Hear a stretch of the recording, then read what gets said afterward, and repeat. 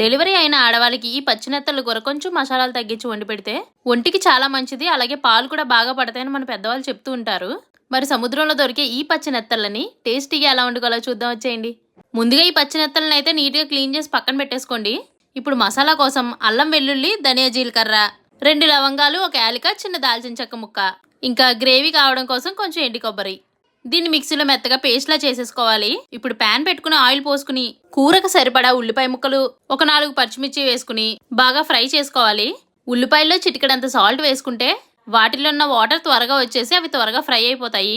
ఇప్పుడు మనం ముందుగా చేసి పెట్టుకున్న మసాలా పేస్ట్ కూడా వేసుకుని బాగా ఫ్రై చేసుకోవాలి. ఇప్పుడు నెత్తలు కూడా వేసుకుని స్టార్టింగ్ లోనే కొంచెం అటు ఇటుగా కలుపుకోండి. మళ్ళీ తర్వాత కలుపుకోవడానికి అవ్వదు, చేప ముక్క విరిగిపోతుంది.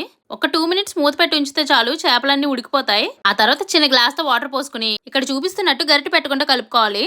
కాసేపు ఇగనిస్తే నెత్తల కూర రెడీ. వీడియో నచ్చితే ప్లీజ్ లైక్ అండ్ సబ్స్క్రైబ్.